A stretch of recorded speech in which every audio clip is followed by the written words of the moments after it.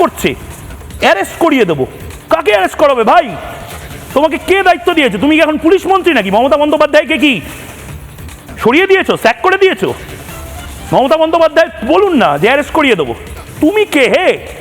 Who are you? শুনুন, অসীম বসু, দি great মাতব্বর, সাধু সন্ত সমাজ ভারত থেকে উড়ে গেছে যেন, তারা চুপচাপ দেখবে তৃণমূল কংগ্রেসের এই মমতা বন্দ্যোপাধ্যায়ের ইনস্ট্রাকশন, এই কুচো নেতারা মাতব্বরি করবে আর সাধু সন্ত সমাজ চুপচাপ দেখবে, গীতাপাঠ করবে।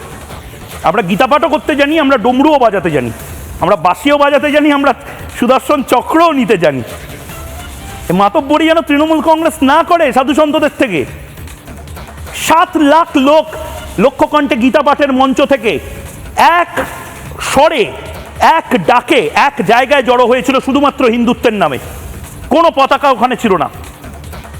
বাধ্য করবেন না তৃণমূল কংগ্রেসের যারা বড় বড় মাতব্বররা রয়েছেন, গীতাপাঠ করতে করতে, হরিনাম সংকীর্তন করতে করতে যদি আমরা সবাই ভবানীপুরে গিয়ে হরে কৃষ্ণ কৃষ্ণ কৃষ্ণ হরে হরে, হরে রাম রাম রাম হরে হরে বলে জপ করতে শুরু করি, অসীম বসুর কনস্টিটিউয়েন্সি, মমতা বন্দ্যোপাধ্যায়ের কনস্টিটিউয়েন্সিতে খোল করতাল বাজাতে শুরু করি,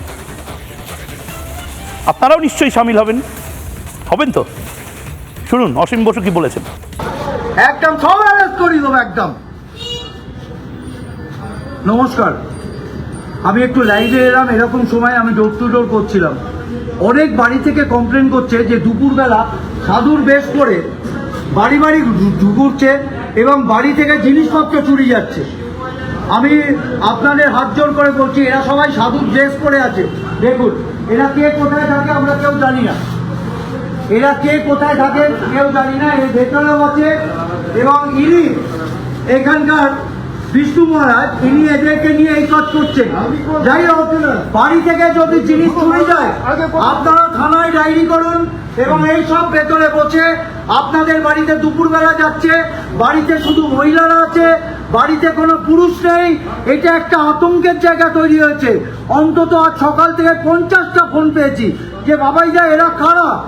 আমি সকলকে অনুরোধ করব যারা 70 নম্বর ওয়ার্ডে থাকেন, আমার পরিবারের মানুষ, আপনাদের বলবো এদের দেখতে পেলে থানায় ফোন করুন, থানার নম্বর নিন।